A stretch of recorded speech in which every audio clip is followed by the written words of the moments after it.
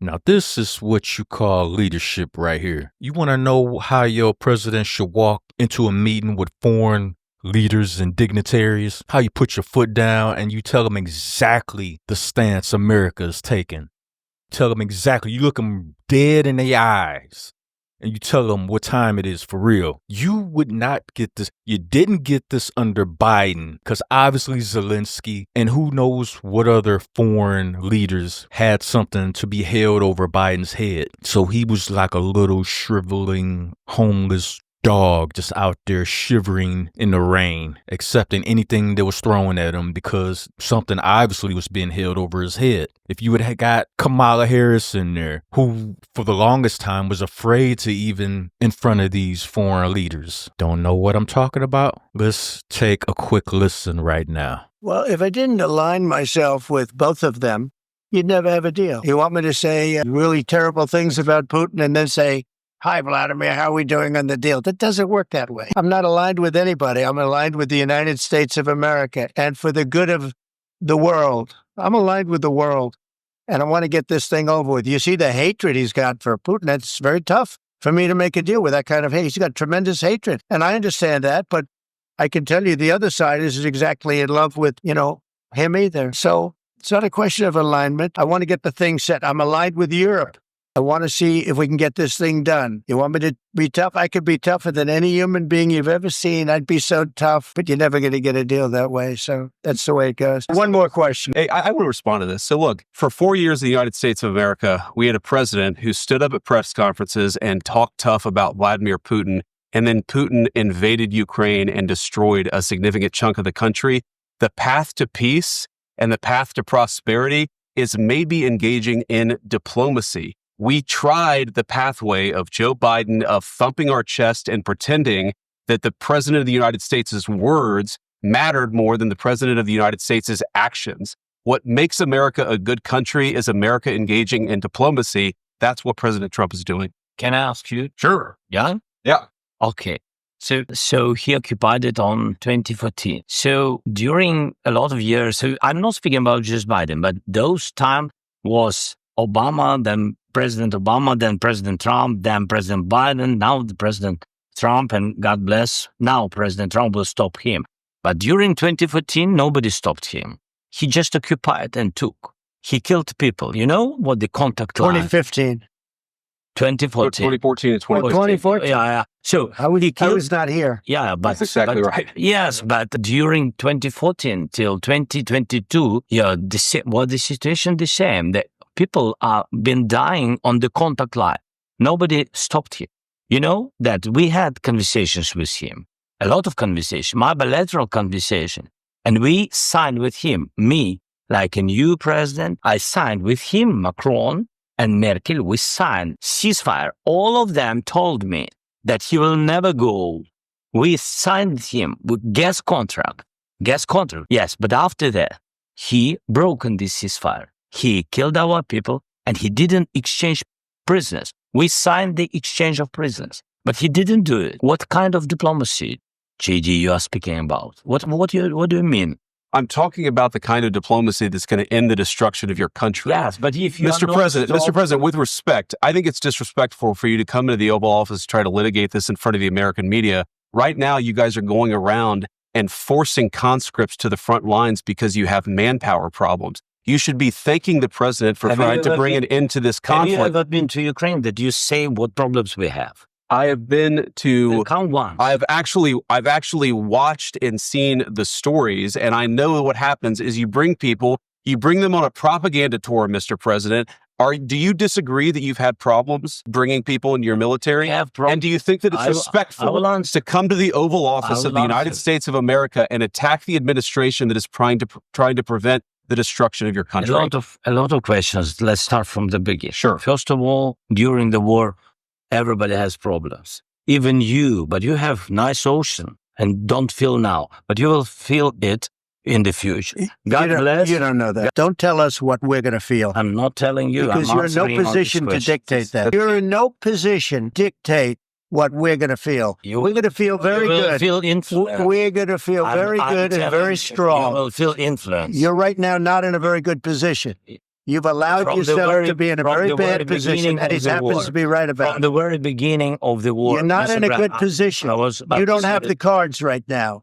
With us, you start having Not playing cards. cards. Right now, you don't. I'm Yeah, very you're playing serious, cards. Mr. President. You're I'm playing very cards. serious. You're gambling. You're Yes, gambling with what is- World War III, and Yeah. what you're doing is very disrespectful to the country. This country that's With all backed you respect to you. far more than a lot of people said Very they respect. should have. Have you said thank you once this A lot entire of meeting? time. No, in this Even entire meeting, today. have you said thank Even you? today. You went to Pennsylvania and campaigned for the opposition in October. Offer some words of appreciation for What- the United States of Yes, America and the president who's trying to save your country. Please, you think that if you will speak very loudly about the war, you He's can... not speaking loudly. He's not Yeah. speaking loudly. Your country's Can I- in big can- trouble. Can I Wait a answer? minute. Nick, No, you're not winning this. I, You have a damn We- good chance of we are coming out staying- okay because of Mr. us. President, we are staying in our country, staying strong from the very beginning of the war. We've been alone, and we are thankful. I said thanks. You haven't in been this- alone. in this We gave you, stupid president, $350 billion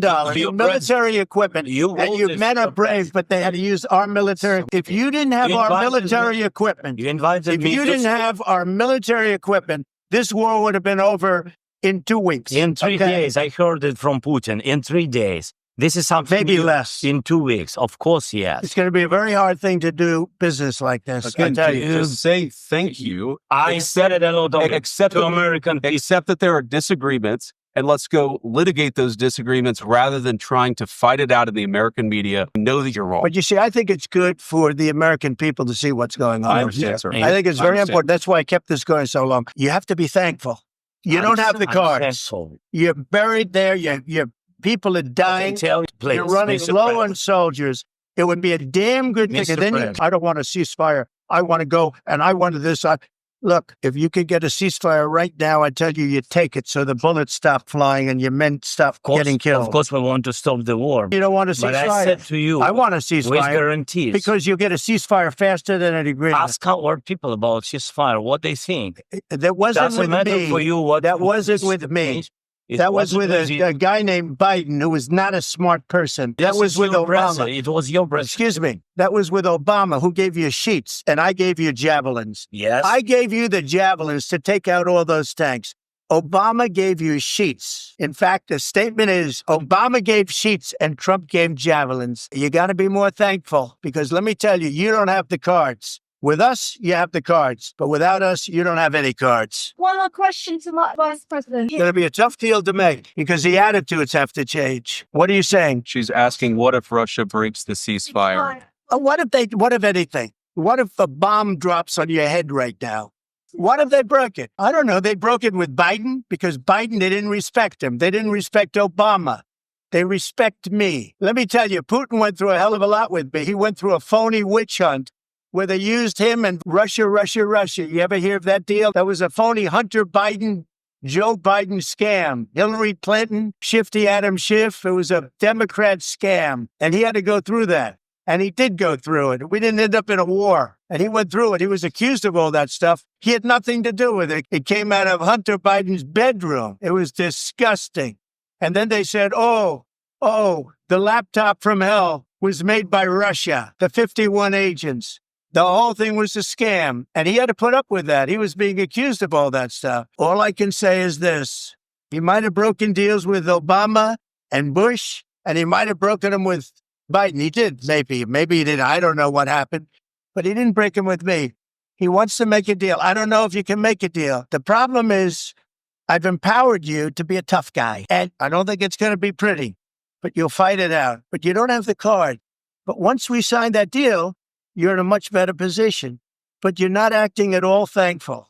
And that's not a nice thing. All right. I think we've seen enough. What do you think? What's huh? this negotiation? This is going to be great television. I will say that. We'll see. Come on. If you don't have enough common sense to see that this is the president America needs, has always needed, as far as address countries and what's going on, and you saw right there firsthand, does Zelensky really truly want a ceasefire? Is that what he really wants? Because it seems like he has ulterior motives. President Trump and VP Vance, they're not going for that. And it's a lot of you out here that you have so much Trump derangement syndrome, and your ability to grasp any sort of common sense is just straight out the window. It's just gone anyway. So I'm not even talking to y'all. Y'all walking NPCs anyway, so who gives a damn about what y'all got to say? But yo, this meeting was lit. Trump checked Zelensky, like it or not. Well deserved, long overdue. Let me know what y'all think about this video. Hit the like button, share. This is Gen X Media 7, and we out.